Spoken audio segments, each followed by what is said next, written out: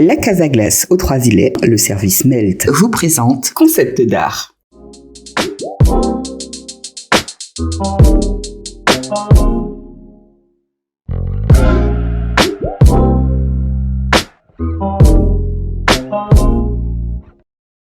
Je me suis rendu au centre équestre du Diamant où je rencontre ce jour Tessa à qui je dis un beau bonjour. Bonjour Tessa. Bonjour Canel. Comment tu vas? Très bien, Tant vous mieux. êtes à voir avec nous. Oh, ça fait plaisir. Aujourd'hui nous allons parler Equi-Coaching. Alors qu'est-ce que l'Equi-Coaching?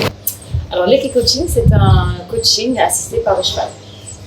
Donc c'est le cheval en fait qui va te coacher et je suis là en tant que traductrice pour te dire pourquoi le cheval te dit telle ou telle chose. Alors tu parles de traduction. Depuis quand aimes-tu les chevaux? Ça a toujours été? J'ai fait du cheval quand j'étais petite et j'ai arrêté parce que adolescence, études, tout et tout. Et j'ai repris il y a 6-7 ans et je suis retombée tout de suite dedans. Mais d'une autre façon, j'ai certes monté des chevaux et je suis tombée sur une jument avec qui j'avais des problèmes de confiance. Elle me faisait pas confiance, du coup je lui faisais pas confiance non plus. Ouais, aussi. Et petit à petit, en passant beaucoup de dimanches matins tous les deux tranquilles, en passant beaucoup de temps sur YouTube à regarder des films, j'ai découvert l'éthologie, qui est une autre façon de voir les chevaux. Et en fait, j'ai fait beaucoup de travail au sol avec elle pour gagner en confiance. Et puis aujourd'hui, elle fait ce qu'elle veut avec moi, je fais ce que je veux avec elle. Alors, qui dit confiance dit patience. Tu es patiente? Avec les chevaux, oui. Alors, on va parler d'Equi-Coaching, certes, mais quand on vient faire cette formation d'Equi-Coaching, rassure-moi, tu es patiente avec ceux qui viennent. Bah, c'est le cheval qui est patiente surtout. Oui, mais dans ta traduction, tu peux traduire et la personne qui est en face de toi n'est pas spécialement obligée d'aimer ta traduction. Bah en fait, c'est pas moi qui le dis, c'est le cheval qui le dit. Donc ça change déjà beaucoup de choses, puisqu'on ne peut pas mentir à un cheval, on ne peut pas manipuler un cheval. Donc quand le cheval dit des choses, en général, il se trompe pas. D'accord. Quand ceux qui arrivent ici le matin, en général? Oui, souvent le matin. Souvent le matin. Oui. Comment ça se passe? Alors, on fait connaissance, certes, mais comment ça se passe? Bah, on fait connaissance, on a un brief que je vais te faire tout à l'heure, et puis ensuite, les personnes passent un à un avec le cheval. Donc, ils ont une interaction à faire avec le cheval, dans lequel ils posent des questions au cheval, et le cheval pose des questions à la personne. Donc, il y a une très jolie interaction entre les deux. Vous pouvez pas savoir comment j'ai peur. Alors, la peur ne devrait pas m'habiter, hein, c'est pas quelque chose, mais ça fait partie aussi de la vie, il faut pas faire semblant. Oui. J'avais peur des chiens, maintenant je les aime beaucoup. D'accord?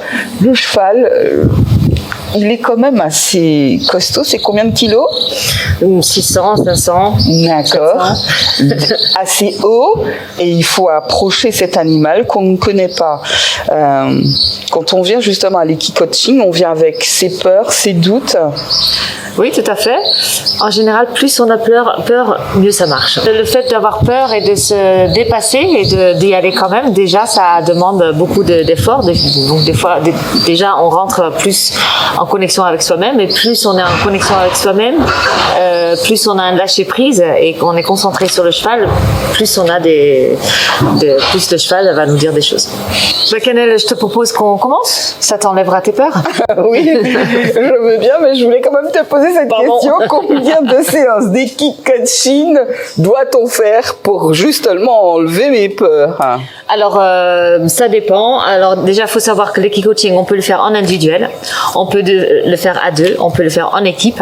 À la fin de l'année, je démarre un groupe avec des jeunes que je vais voir pendant un trimestre, une fois par semaine, avec du travail à pied et du coaching à travers de ça, pour qu'ils retrouvent un travail, confiance en soi, cohésion d'équipe, tout ça, 1-2 heures par semaine. Après, en séance d'Equi-Coaching, en individuel, une deuxième séance, c'est bien pour vraiment ancrer les acquis, et si besoin, mais c'est pas souvent le cas, une troisième. Alors, quels sont ceux qui viennent à toi? Les chefs d'entreprise? Chefs d'entreprise avec leurs équipes, parents avec leurs ados, ça c'est très intéressant aussi. Manager tout seul pour faire le point sur soi-même. Directeur d'entreprise, on a... D'accord. Je vois le public. Alors, je suis en train de penser au manager. Le management, c'est d'abord une histoire relationnelle avant d'être une histoire technique. Oui, c'est vrai. Et donc, pour faire le point avec sur son côté relationnel, le cheval, c'est un outil phénoménal. Tout de suite, je vous propose d'écouter Tessa pour le brief. Je suis juste à côté, je t'écoute avec beaucoup d'attention.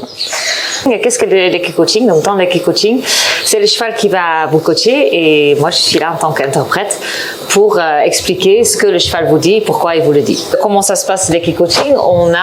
Vous allez passer un moment avec le cheval qui est en liberté. Donc, on ne tient pas le cheval, on le monte encore moins. On reste à distance du cheval et a priori, on ne va pas trop parler non plus. Donc, on va vraiment travailler avec ses intentions, ses émotions, son énergie et vous allez faire des demandes au cheval. Ça veut dire Havana? Havana qui est un peu petit, qui est souvent plus rassurant, mais qui demande un petit peu plus de persévérance pour répondre à ces demandes. Un petit peu normal parce qu'il est beaucoup plus jeune. Et plus âgé. Âgé? Oui. Alors moi je voudrais depuis tout à l'heure toucher le cheval, d'accord? Mais encore une fois, je te dis que j'ai eu peur. Et je sais pas pourquoi, j'ai l'impression que quand je l'ai touché, que ce cheval va soit me sauter dessus ou refuser ma caresse. Je peux essayer? Tu peux essayer. Mais non. C'est beau. Oh, je suis contente. Ben, pourquoi ça marchait aussi? Parce que je pense que tu es assez honnête avec ta peur et il faut être honnête avec un cheval. Quand on n'est pas honnête avec soi-même, on ne peut pas être honnête avec le cheval. D'accord. Et il a bien ressenti et il va bouger. Je suis remplie d'émotions en tout cas. Je peux choisir un cheval? Je pense que ça va être Havana? Oui. Eh ben, je vais t'amener à Havana dans la carrière. Mais le cheval va vous poser des questions. Et est-ce que vous allez être clair dans vos demandes et est-ce que vous allez voir les questions que le cheval vous pose, tout ça, ça donne une très jolie interaction ça donne des révélateurs très pertinents en ce qui concerne la relation envers vous-même et ça donne une très jolie photo sur l'impact de votre comportement. Et quand on parle relation dans le management, il faut savoir que, comme je disais à Canel, le management c'est d'abord une histoire de relation avant d'être une histoire technique. Donc le rôle miroir que joue le cheval permet de faire un point sur son côté relationnel. Et le rôle miroir, c'est le cheval, il vous aide à faciliter et à accélérer les prises de conscience.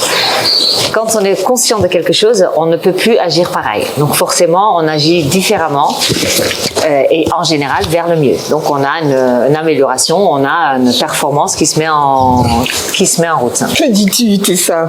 Quand on est conscient, on n'agit pas exactement pareil. Encore une fois, je reviens sur le côté acceptation de la chose. En fait, on n'est pas dans le bien ou dans le correct, on est dans le bien ou dans le pas bien. On est vraiment le cheval va vraiment nous montrer l'impact de notre comportement. D'accord. Donc, on a une façon de faire qu'on n'arrive pas souvent à voir de nous-mêmes, objectivement, et que le cheval va nous miroiter. Voilà. Donc, du coup, en fonction de la façon dont on fait les demandes auprès du cheval, on se rend compte comment on agit et quel en est l'impact, quelle peut en être logiquement la réponse de l'autre. D'accord. Ce qui veut dire qu'en général, ceux qui fréquentent les centres équestres, ce sont des gens équilibrés? Alors ça, c'est une autre question, c'est un autre débat même. Les cavaliers, quand on fait du cheval, on est passionné du cheval, sinon on peut pas faire du cheval. Oui. Après, on a une équitation classique dans laquelle on prend le cheval, on fait nos cours, on monte et puis on remet le cheval en général en boxe.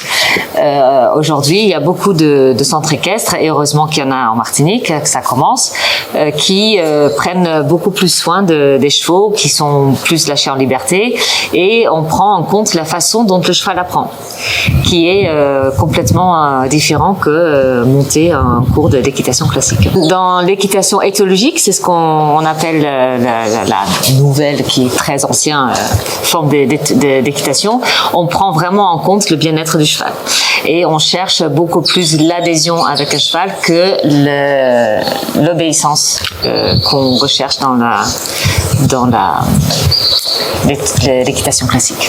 C'est une grosse différence qui permet d'avoir un lien beaucoup plus fort avec son cheval. Donc avec le cheval, on va voir une photo de notre qualité de relation envers nous-mêmes, envers les autres. Qui dit bonne relation dit meilleur management. Qui dit meilleur management dit meilleure performance, plus de résultats.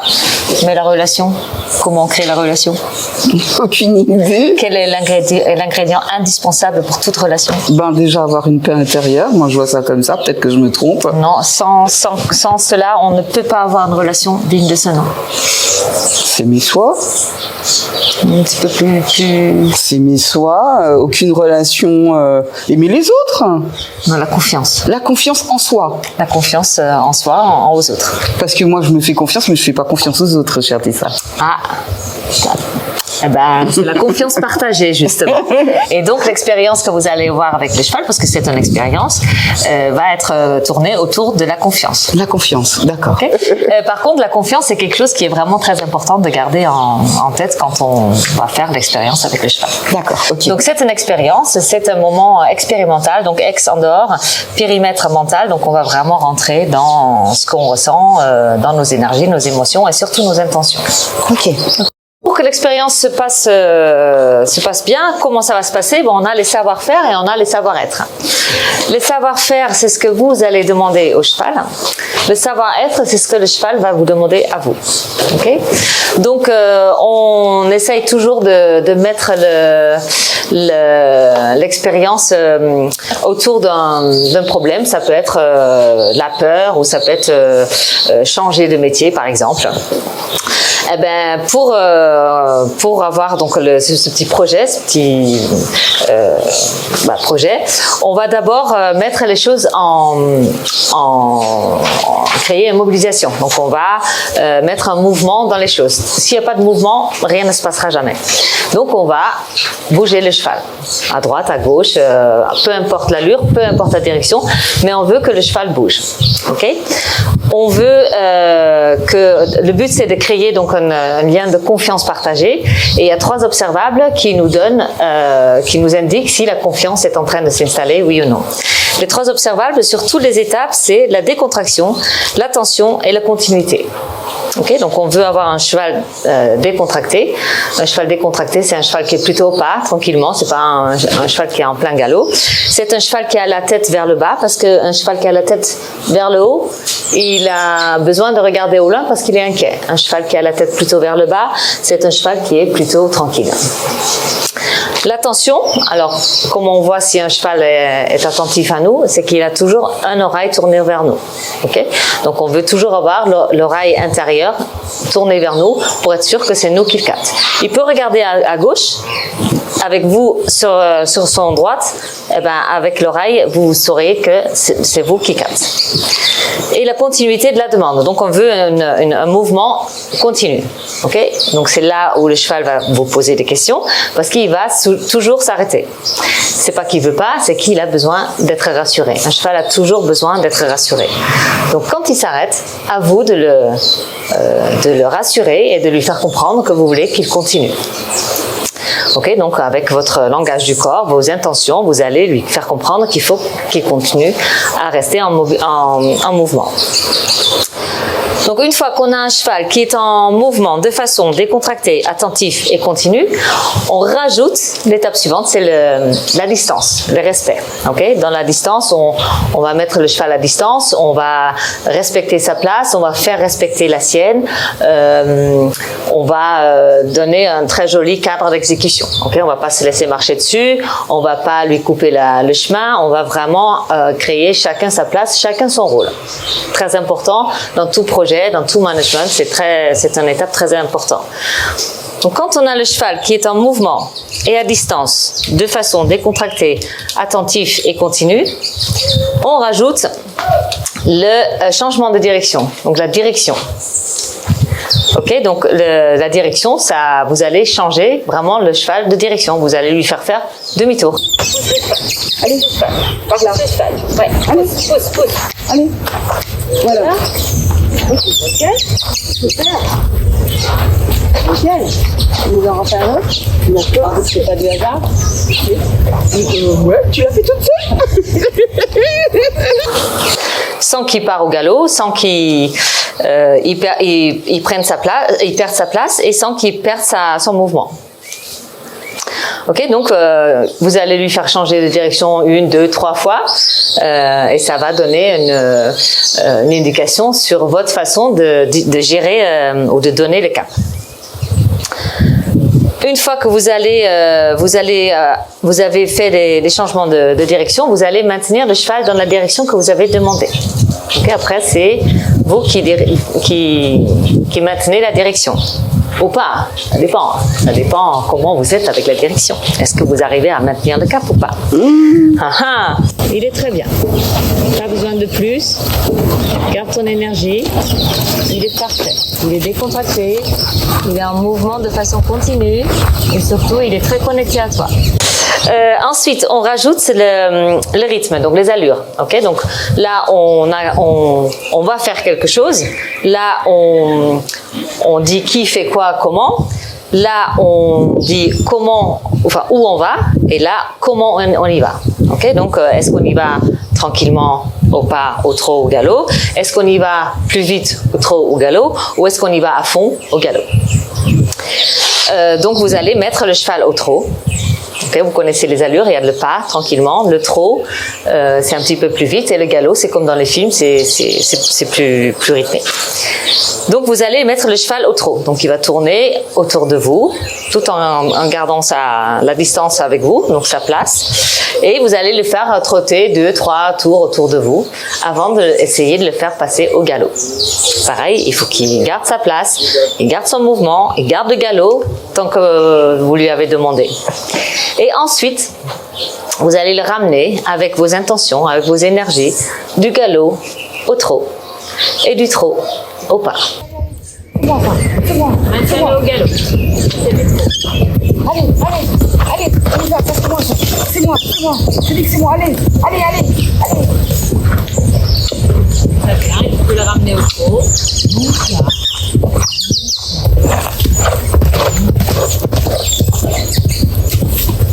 Voilà, et là tu le ramènes au pas. Et là tu fermes tes yeux. Tu demandes plus rien de cheval. Garde tes yeux un peu fermés. Expire. Et là, vous n'avez plus rien à lui demander. Vos demandes sont terminées. Et c'est très important d'à partir de ce moment-là, de plus rien demander au cheval. On va demander au cheval. Ce que le cheval va nous demander à nous, c'est l'écoute. Mais la vraie écoute. L'écoute pour comprendre. Est-ce qu'on écoute ses questions? Est-ce qu'on, quand le cheval s'arrête là, est-ce qu'on voit la question qui se pose et est-ce qu'on peut y répondre? Ok, l'assertivité. L'assertivité, c'est obtenir ce qu'on demande. Aller au bout de sa demande. Le laisser-faire, c'est le laisser-faire. Une fois que le cheval il est conforme à notre demande, on le laisse faire. On n'intervient pas, on n'encourage pas, on n'anticipe pas. Ça peut être perçu comme harcèlement par un cheval, comme ça peut être perçu comme harcèlement par un adulte ou une autre personne. Lâcher prise, c'est là où il faut accepter qu'on ne peut pas toujours tout contrôler. C'est pas toujours très facile. Pour beaucoup de personnes, on est très dans le contrôle aujourd'hui.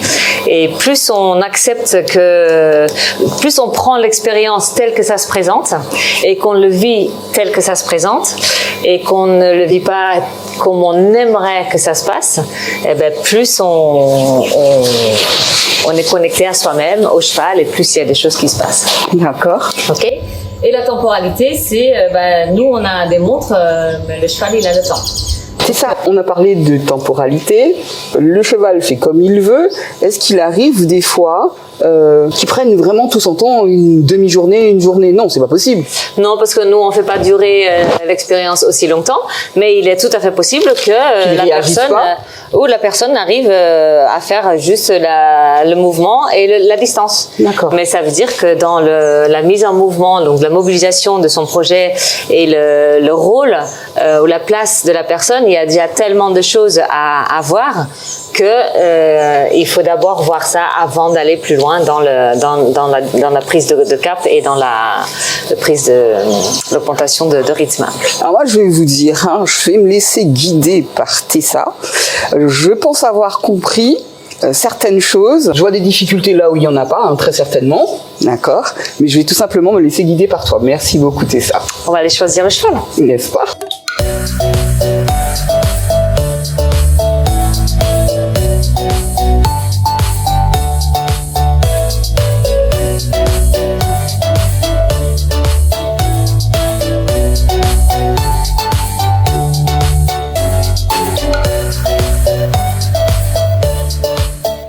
Avec une énergie un peu plus spécifique. C'est moi ça. Sur le moteur. Ça c'est moi. Allez, ça c'est moi. Ça c'est moi. Allez. C'est moi ça. C'est moi. Maintiens-le au galop. Là c'est du trot. Allez, on y va. Ça c'est moi ça. C'est moi. Je dis que c'est moi. Allez. Très bien. Et tu peux le ramener au trot. Doucement. Voilà. Doucement. Voilà, et là tu la ramènes au pas. Au pas, d'accord. Voilà, et là tu fermes tes yeux. Tu ne demandes plus rien au cheval.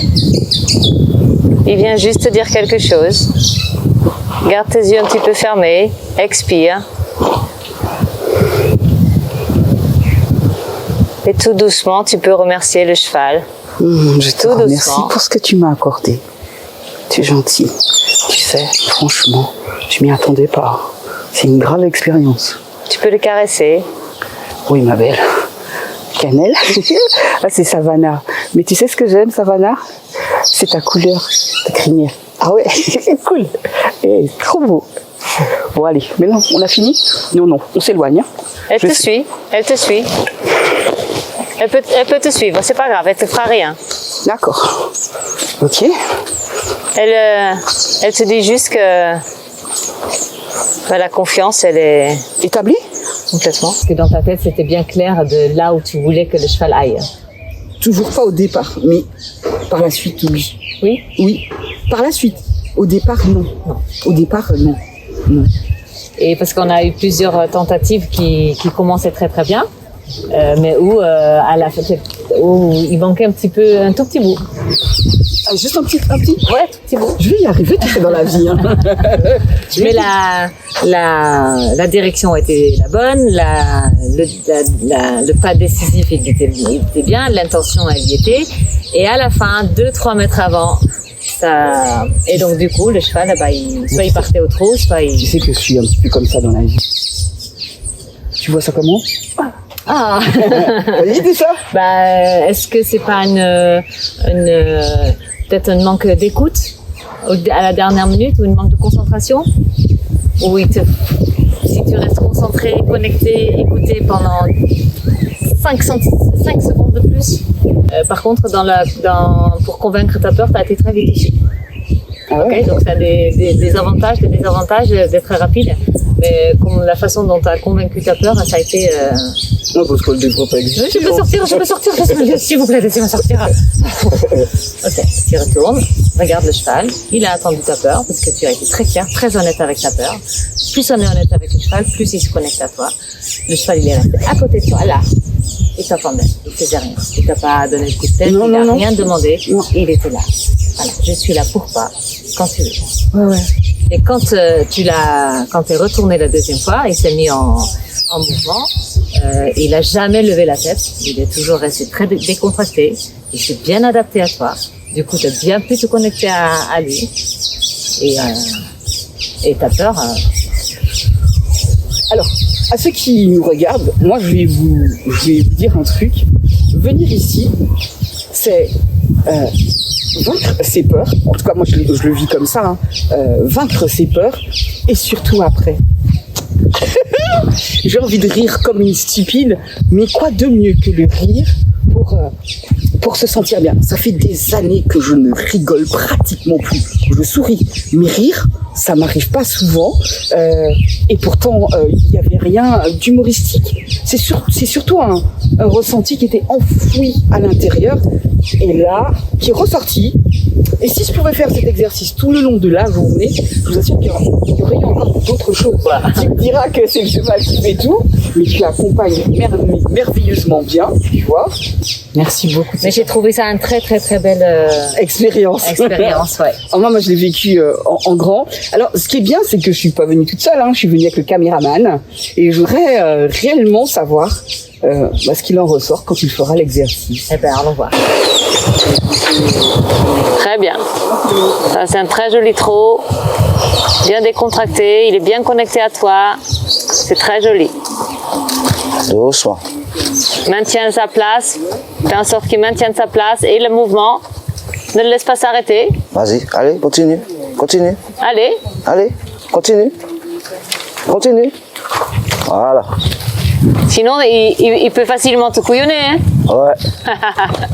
Allez, va là-bas. Voilà. Et là, si tu veux, tu peux essayer de le mettre au galop. Allez, le galop. Allez, au galop. Allez. Allez. Allez. Encore. Allez. Allez. Allez. Très bien, pas besoin de plus. Tu le maintiens juste, pas besoin de plus. Parfait. Encore, attention qu'il ne... Allez. Voilà, très bien. Et là, tu peux Allez. le ramener au trot. Doucement. Calme-toi. Tu peux le ramener au pas. Doucement. Au pas. Doucement.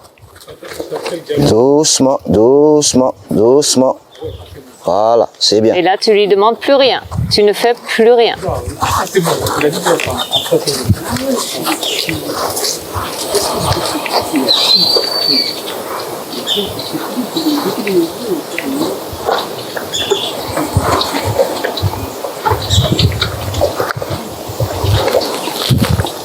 C'est bien encore. J'ai une brave bête, sage bête. Toto. C'est super. Hein?